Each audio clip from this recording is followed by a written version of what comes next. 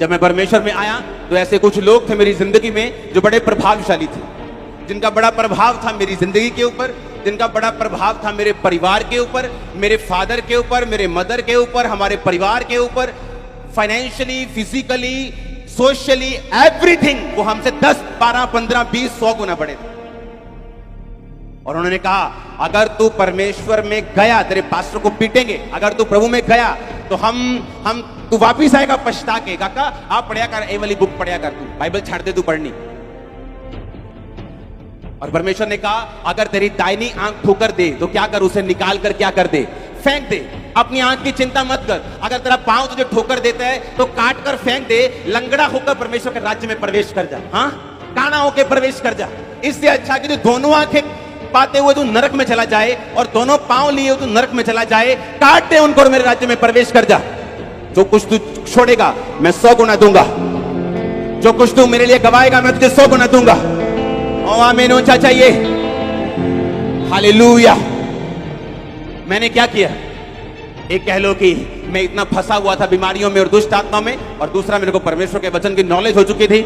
मैंने कहा don't worry, जिस रास्ते को मैंने चुना है, बावजूद इसके कि मेरी फैमिली क्या कहती है, प्रभावशाली लोग क्या कहते हैं, दुनिया क्या कहती है, मैं इस बात को नहीं सुनूंगा और वही चुनूंगा जो परमेश्वर कहते हैं। थोड़े साल बाद क्या हुआ, जिस फाइनेंस पे वो घमंड करते थे आज वो खत्म हो चुके, आज वो कर्जे के नीचे आ चुके हैं। आज सोशल स्टेटस में मैं उनसे कई गुना ऊपर हूं। ये परमेश्वर ने किया, ये कोई घमंड नहीं। आज हर स्टेटस में मैं उनसे ज्यादा हूं, क्योंकि मैंने एक समय फैसला किया कि मैं परमेश्वर को पकड़ के रखूंगा, आंख को नहीं, मैं टांग को नहीं, मैं परमेश्वर के वर्ड को पकड़ के रखूंगा। आमीन। और यही शाऊल ने गलती की।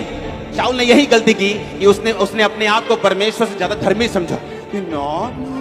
मासी का नहीं दिल दुखाना आपका, फिर की 7 हफ्ते चर्च ना जावांगे तो मासी जिस दिन फ्लाइट चढ़ गई आप फिर चर्च चल जाएंगे, पर मासी का दिल नहीं दुखाना।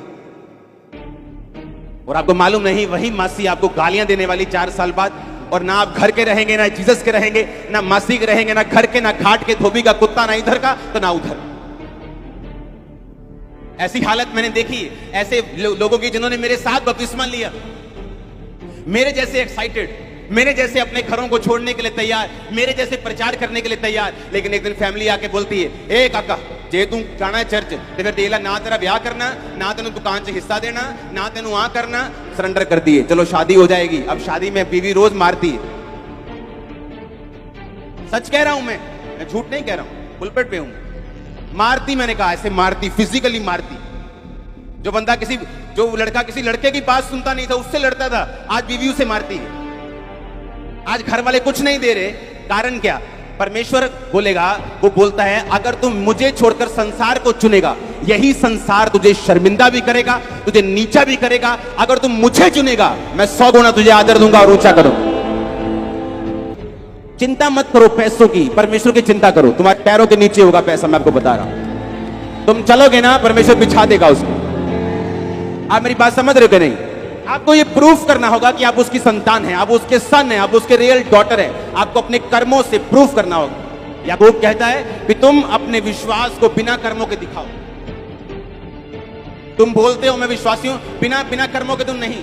कहता मैं अपने विश्वास को कर्मों के द्वारा दिखाऊंगा। यानी जो कर्म नहीं करता वो विश्वासी नहीं।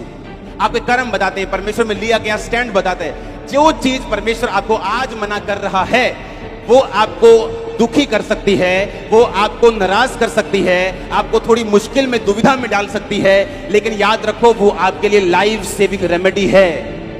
परमेश्वर ने कहा जो कुछ तू मेरे लिए छोड़ देगा मैं तुझे 100 गुना दूंगा। तू मेरे लिए स्टैंड लेगा मैं तेरे साथ चलूंगा। आमीन। वो व्यभिचार जो आज आपकी लाइफ में है आज छोड़ना होगा उसे। वो चोरी की आदत आज छोड़नी होगी, वो कमी आज छोड़नी होगी, वो डर आज छोड़ना होगा, वो अंगीकार आज करना होगा।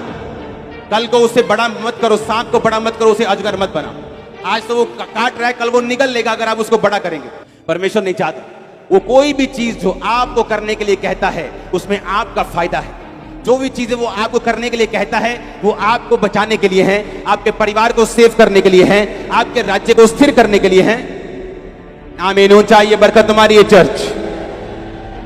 Hallelujah, hallelujah. किस चीज को पाल रहे हैं हम? क्या वो डर है? क्या वो रिश्तेदारों का डर है? क्या वो समाज का डर है? क्या वो व्यभिचार है? क्या वो पाप है? क्या वो शराब है? आज के 2 पैकल की तो बोतल बन जाएंगे, क्या वो है? वो क्या है? वो कौन सी आदत है? वो कौन सा सांप है? वो कौन सी गलती है जो आप कर रहे हैं? आज ही फिनिश कर दो, आग में जला के वापिस जाओ और 3 साल में, अगले 5 साल में, 10 साल में अपनी लाइफ की टॉप पोजीशन पे आप होंगे।